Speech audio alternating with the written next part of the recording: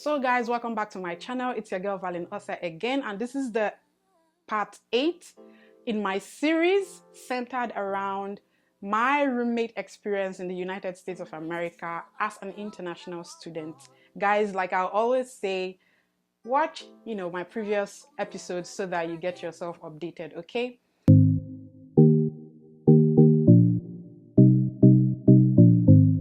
So after that period, I felt unsafe, and it brought back some memories, and I just didn't know what to do.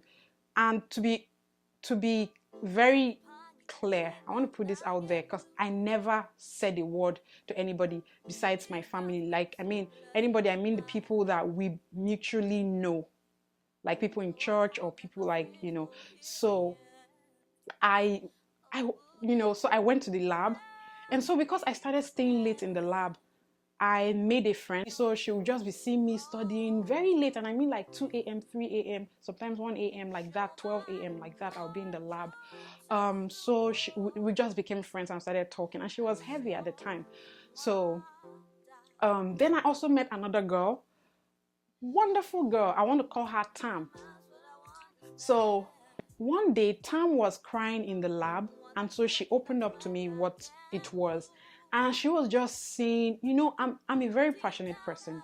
I can look very, strong out there.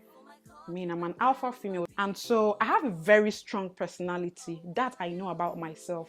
So when I find that people are, like having it hard to get along with me, I understand that it is my personality and their personality clashing, okay? So when she was speaking to me, I just, it just opened up and I started tearing up, like I started crying. And so she was like, Valin, what is it?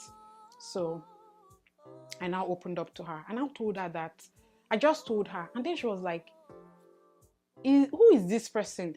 Is she a Nigerian? I said, yes. Is her name Joyce? Let me use that name. I said, yes. Her name is Edna, but she's also Joyce.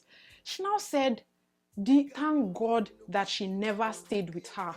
That thank God, because she was going to be Edna's roommate. But what happened was Edna was sending her an email that whether she was looking for a roommate and stuff like that. So I can't really remember the story now, but it seemed like Edna sent her an email. They were talking about living together and all of that. But I think she also mentioned that at some point she'll be like, this person that I'm chatting with, I can't even see her picture. I don't even know how she looks like. Her DP is not, she would never use her picture. What is going on? And at some point she was like, maybe it did not work out or something. So Edna now sent another email to the president of an organization using a different name as Joyce. So she said to Tam that she was Edna and said to the president of the organization that she was Joyce, not knowing that the president of that organization and Tam is the same person. So when that happened, that she was like, there's something not right about this girl, that her spirit did not just let her, and she's so glad that now she has realized why God really did not allow her stay with that girl. And she was like, Valin, so she physically attacked you in your apartment, you need to report. That is unsafe. No student should do that. You have to file a report against her. So that happened. And I think that was when it dawned on me, because I just did not want to do, that was the last thing in my mind.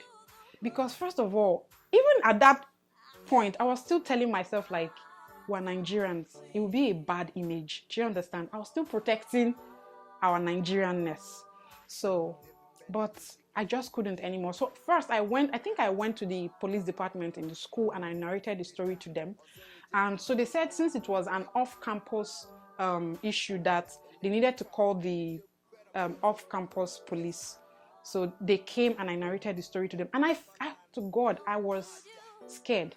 You won't understand. But someday when I'm ready to talk about that, then perhaps you'd understand. So they were like, who's this girl? They needed to see and everything. They need to, so that they, because they saw how scared and how he was telling on me.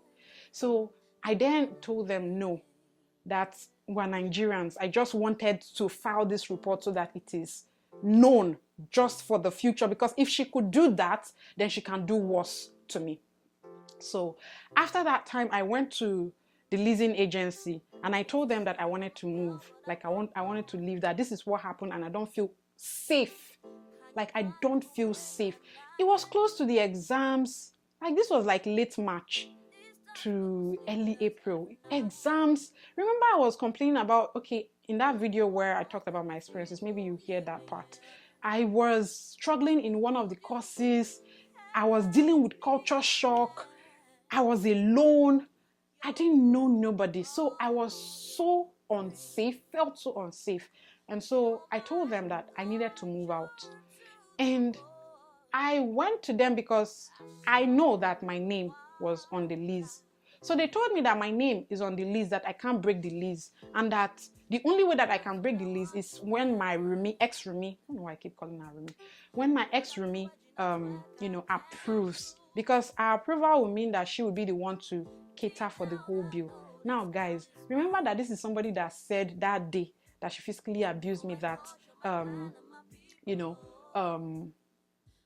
if I'm tired of living there, that I should get the hell out, that somebody will move in the next day. Do you understand? So they were like, okay, they were going to send her an email. So they sent her an email. I checked my phone. All these things that I'm saying, they are like documented. So they sent her an email that, so I left. So after I got to my apartment, like after a day or two, I reached out to them. As she responded, they said no. At night, I would just be sleeping and this girl would start talking to somebody on the phone. She would just be insulting me that that I'm an empty barrel blowing my noise, that empty barrel makes the loudest noise, that I'm just there talking nonsense, I'm just there showing off, I'm just this, I'm just that, claiming to be who I'm not and everything, that Okunerere go fire them, Okunerere go fire them, Okunerere go fire them, fire. Hey, I couldn't sleep.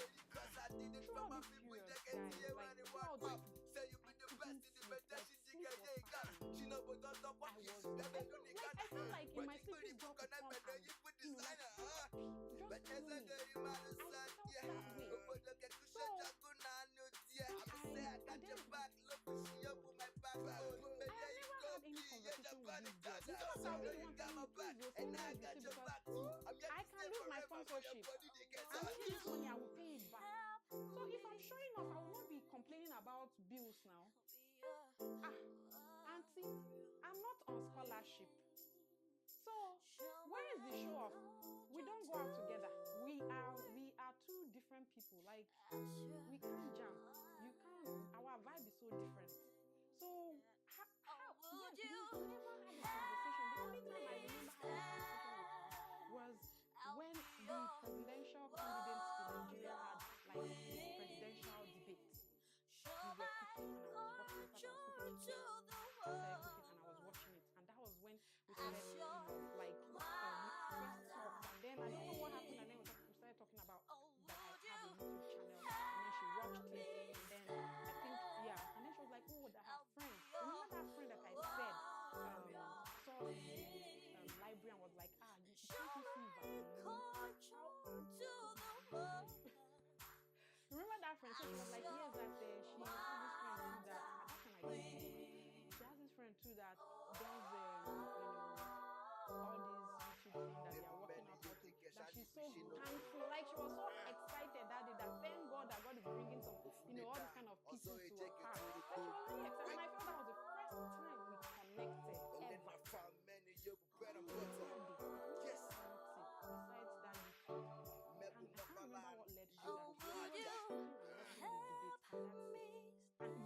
also loved politics, just like me. So that was it. And yeah, so when she said those things about me, I just couldn't understand where she was coming from.